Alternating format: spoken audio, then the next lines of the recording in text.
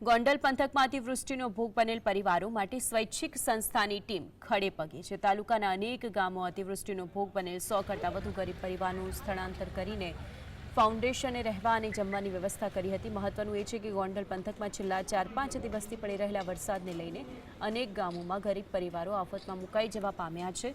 ગાંડીતુર નદીઓને લઈને નીચાણવાળા વિસ્તારોમાં રહેતા ગરીબ પરિવારોના મકાનો ઝૂંપડાઓમાં પાણી ઘૂસી જવાના પામ્યા છે।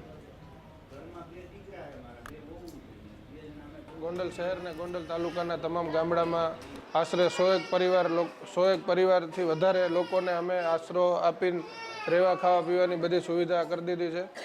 અમુક લોકોના ઘર પડી ગયા છે, અમુક લોકોના ઘરમાંથી પાણી પડે છે, અમુકના ઘરમાં પાણી આવી ગયું છે। નીચાણવાળા વિસ્તારમાં રહેતા તમામ લોકોને સરકારી તંત્રની સાથે રહીને સરકારી તંત્રને જ્યાં જરૂર હોય અમને ધ્યાન દોરે છે, અમારે જ્યાં જરૂર હોય ત્યાં સરકારી તંત્રને ધ્યાન દોરી છે। અને અમે સાથે મળીને આવી જ રીતે મૂળ જ્યાં જરૂર પડે એ નીચાણવાળા વિસ્તારમાં જે લોકો અન્ય જરૂર છે એ બધાને અમે મદદ કરી છે। વરસાદથી અમારું ઘર પડી ગયું છે। બાપુનો વિડીયો જોયો, રીબડાવાળા બાપુનો, અને ઘરમાં પાણી ગરી ગયું છે। અને બાપુનો ફોન કરીને અમે ફોન કર્યો તો બાપુ ટીમ ઘરે મોકલી દીધી। બાપુ ખુદ આવ્યા તેડવા અમને, અને અમને રીબડા પુગાડી દીધા છે।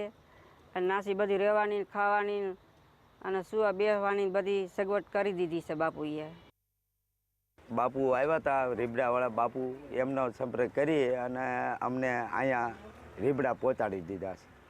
અને બધી સુવિધા અત્યારે અહીં ખાવા પીવાની, રહેવાની સુવિધા બધી કરી।